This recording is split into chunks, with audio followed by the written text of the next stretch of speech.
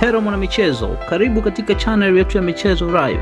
Usisahau kusubscribe, kulike, kucomment na kushare na marafiki ili waweze kupata habari zinazohusu michezo.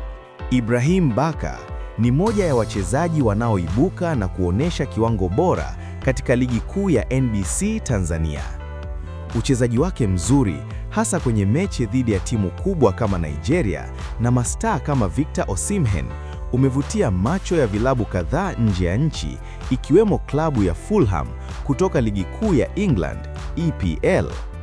Hata hivyo, licha ya uwezo wake mkubwa, safari ya moja kwa moja kutoka NBC Premier League kwenda EPL inakumbwa na vikwazo vya kikanuni na kiubora ambavyo vinahitaji mchezaji kupita hatua kadhaa kabla ya kufikia kiwango hicho cha juu.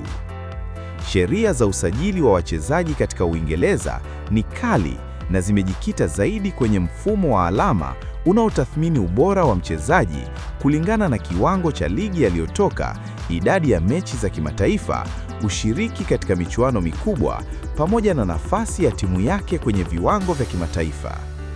Kwa bahati mbaya, ligi ya Tanzania bado haijafikia viwango vinavyotambuliwa moja kwa moja kuwa na ubora unaomwezesha mchezaji kusajiliwa moja kwa moja na klabu ya EPL bila kupitia hatua ya kati. Kwa Baka, njia rahisi na yenye ufanisi ya kufikia ndoto ya kucheza EPL ni kutumia ligi za kati barani Ulaya kama ngazi ya kupandia. Ligi kama ya Ubelgiji, Belgium Pro League, Ligue 1 ya Ufaransa, Eredivisie ya Uholanzi au hata Championship ya England zinaweza kuwa jukwaa zuri kwake kuonesha uwezo wake mbele ya macho ya dunia. Hizi ni ligi zinazotambulika zaidi kimataifa na hutoa nafasi kwa wachezaji kupata alama muhimu zinazohitajika kwenye mfumo wa vibali vya kazi Uingereza. Kupitia hatua hizo, Baka atakuwa na nafasi kubwa ya kuonesha uwezo wake kwa kiwango kikubwa zaidi na kujijengea jina, huku akikusanya alama zinazohitajika kupata kibali cha kazi kucheza EPL.